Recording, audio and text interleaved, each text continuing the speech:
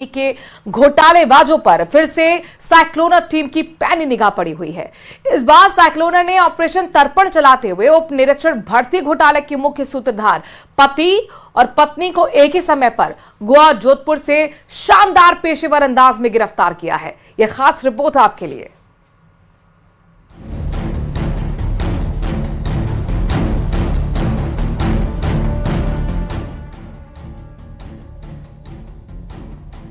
Paper leak के गुनहगार हुए विफल, ऑपरेशन तर्पण हुआ सफल। क्या नाम है? क्या नाम? मोहनलाल। कहाँ के रहने वाला है? कहाँ के रहने वाले? झूठ के पांव नहीं होते, इसलिए सीधे सपाट सवालों के जवाब देते गला सूखने लगा, चेहरे पर हवाइयां उड़ने लगी। कुछ ही देर में पोल खुल गई। नाम और पहचान बदलकर कानून को गच्चा देने की तरकीब काम नहीं आई। गोवा के डिसूजा वाइन्स में सेल्समैन की नौकरी कर रहा शातिर दबोच लिया गया।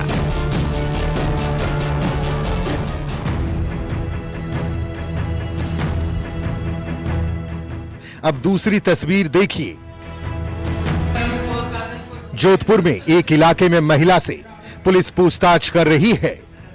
आधार कार्ड मेरा। आधार कार्ड आपके क्या नाम है? इसमें इंडिया लिखा हुआ है। हस्बैंड का नाम? मतलब कहाँ पे?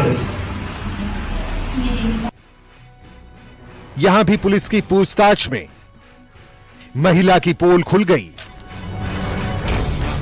अब इन दोनों की असलियत जान लीजिए।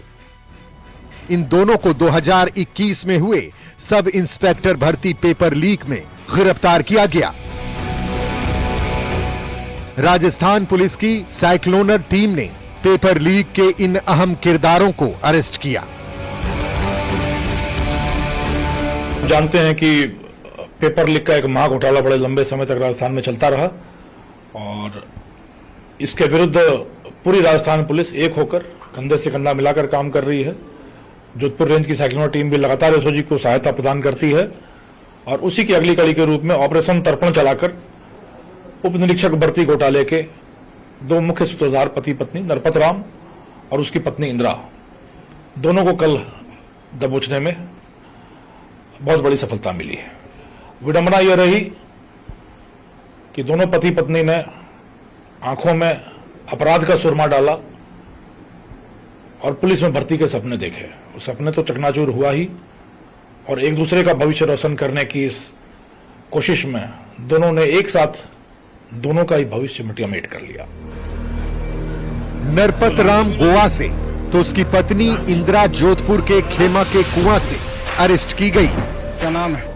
यह कहानी रही राजस्थान के रेतीले धरों से शुरू करके गोवा के रेतीले समुद्री तट तक लगातार रेत छानती हुई साइक्लोनर टीम गोवा तक पहुंची और रेत छानती साइक्लोनर की टीम को मलाई छानता हुआ मुख्य सूत्रधार नरपत राम वहां गोवा वाइन्स नाम की दुकान पर सेल्समैन बनकर मजे करता हुआ मिला, जहां उसने अपना नाम तो भंवरलाल बताया पर टीम ने अपना शोध कार्य संपन्न कर रखा था।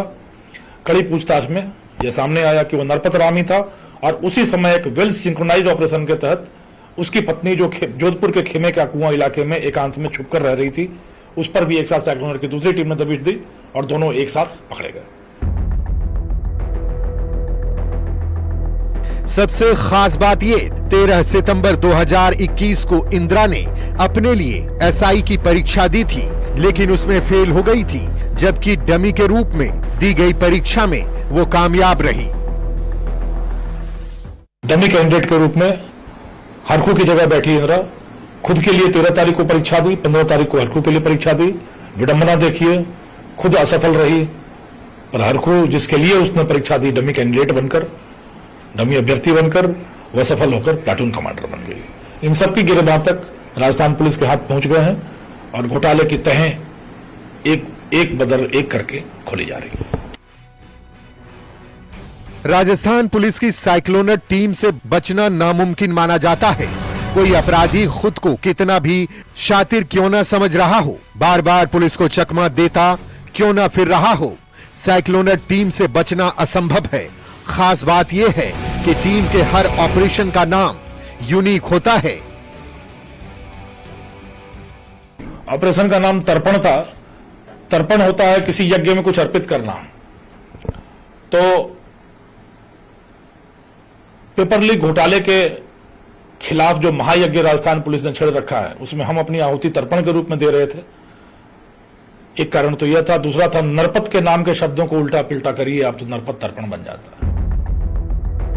साइक्लोनर टीम प्रदेश की पहली सुपर पुलिस मानी जाती है। इसमें जुड़े पुलिसकर्मी भेष बदलने में माहिर माने जाते हैं।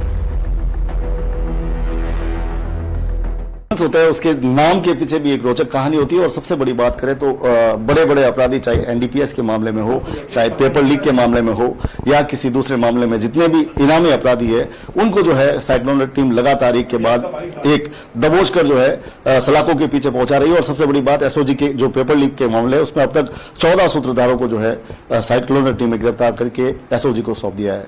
कैमरामैन समीर खान के साथ चंद्रशेखर व्यास, न्यूज 18 राजस्थान, जोधपुर।